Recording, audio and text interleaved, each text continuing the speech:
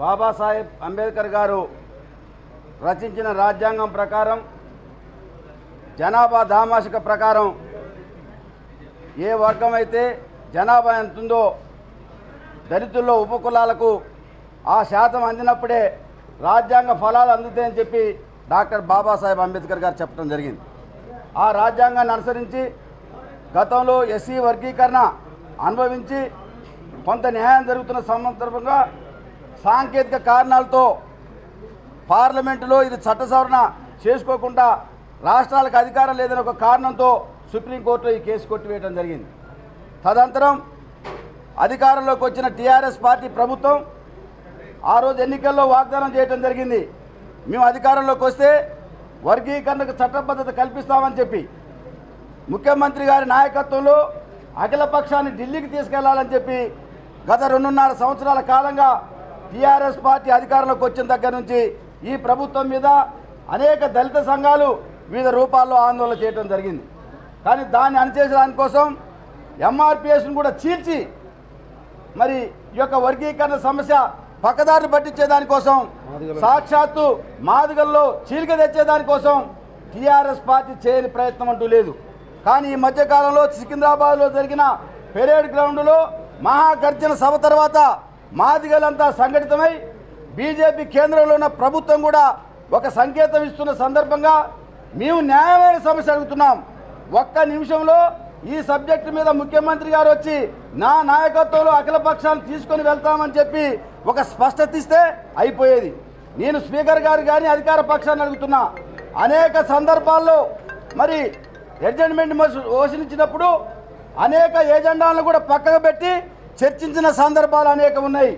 ఈ శాసనసభలో లక్షలాది మందిగా ఉన్న మాదిగల సమస్య ఈ శాసనసభకు పట్టదా అని చెప్పి ఈ ప్రభుత్వాన్ని నేను ప్రశ్నిస్తున్నా. సభలో ఉన్న అన్ని పక్షాలను కూడా మేము అడుగుతా ఉన్నాం.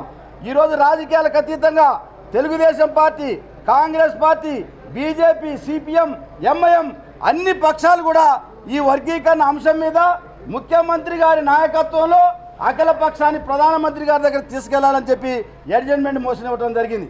కానీ ఈరోజు నిరంకుశంగా ఆ యొక్క సబ్జెక్టు మీద మాట్లాడే అవకాశం లేకుండా మరి మేము ఒకే ఒక సమస్య, ఇది ప్రభుత్వాన్ని ఇబ్బంది పెట్టాలనో ప్రభుత్వాన్ని విమర్శించాలనే ఉద్దేశం కాదు. లక్షలాదిగా ఉన్న మమ్మల్ని పంపిన మాదిగ జాతి యొక్క ఆత్మగౌరవం కాపాడేదానికోసం మేము శాసనసభలో గొంతెత్తాల్సిన బాధ్యత మా మీద ఉందని చెప్పి సందర్భంగా విజ్ఞప్తి చేస్తా ఉన్నాం. ఈరోజు ఎవరో పోడియం మీదకి ఎన్నడూ పోనట్టుగా హరీష్ రావు గారు చెప్తున్నారు.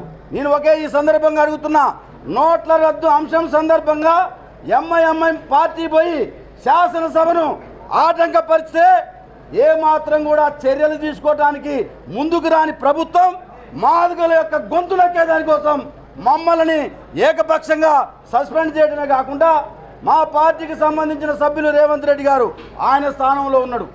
అంటే ప్రభుత్వం మాదిగల్ని మాదిగ ఉపకులాన్ని అనసడమే కాకుండా తెలుగుదేశం పార్టీని కూడా అనసాలని ఒక ప్రయత్నం దీని వెనక కనపడుతుంది.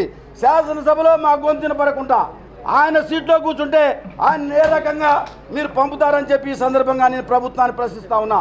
శాసనసభ పోడియం వద్దకు ఈ సభలోనే ఎన్నిసార్లు ఏ పక్షాలు వెళ్ళినాయి, వాళ్ళ మీద మీరు ఏమైనా చర్యలు తీసుకున్నారా? అంటే మీకు చిత్తశుద్ధే ఉంటే ముఖ్యమంత్రి గారిని పిలవండి, లేకపోతే పలాని రోజు మేము చర్చించే దానికోసం అవకాశం ఇస్తామని చెప్పి మమ్మల్ని శాంతింపజేయాల్సింది పోయి మా గొంతు నొక్కే దానికోసం మాదిగలకు సంబంధించిన అంశమే శాసనసభలో చర్చనీయాంశమే కాదన్నట్టుగా ఈ ప్రభుత్వం వ్యవహరిస్తూ ఉంది. ఇది మంచి పద్ధతి కాదు అని చెప్పి ఈ సందర్భంగా విజ్ఞప్తి చేస్తూ ఉన్నాం. ఎందుకంటే అనేక సందర్భాల్లో పోడియం దగ్గరికి ఎంఐఎం పార్టీ పోయింది. వాళ్ళు గంట సేపు మరి శాసనసభను స్తంభింపజేశారు నోట్ల రద్దు సవరణ.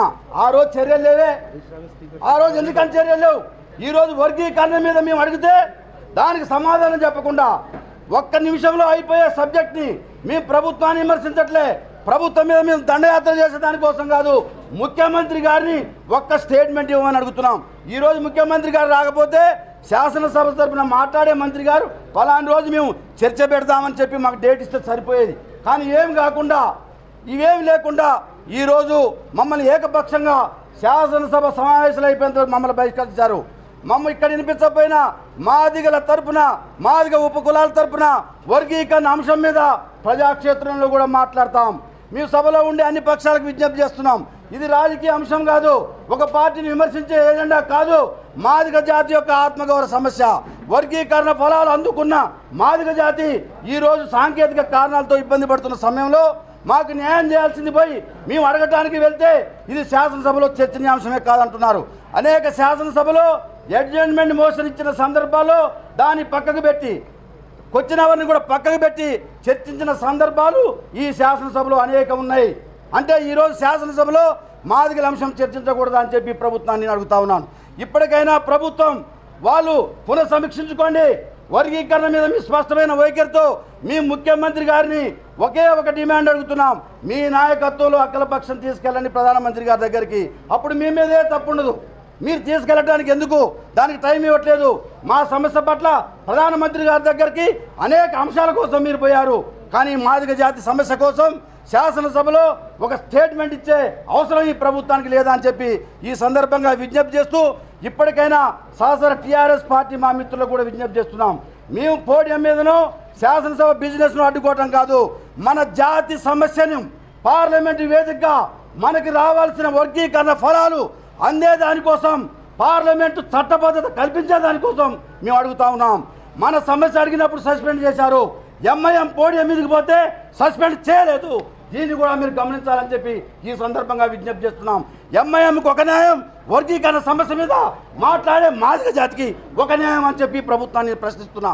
అందుకనే ఈ సమస్య మీద స్పష్టం చేయాల్సిన అవసరం ప్రభుత్వానికి ఉందని చెప్పి నేను డిమాండ్ చేస్తా ఉన్నా. హరీష్ రావు గారేమో సిద్దిపేటలో గుట్టు చప్పుడు కాకుండా 2000 ఇళ్ళు కట్టుకుంటున్నాడు అధ్యక్ష. మరి మా దగ్గర మీరు కాదు, మీరు ప్రజలకు కట్టిస్తున్నారు. మేము ఎమ్మెల్యేలేం కాదు అధ్యక్ష, మరి మేము కట్టేది అధ్యక్ష. మా దగ్గర ఉన్న ప్రజలు ఆంధ్ర ప్రజలు అధ్యక్ష, తెలంగాణ వాళ్ళు కాదా?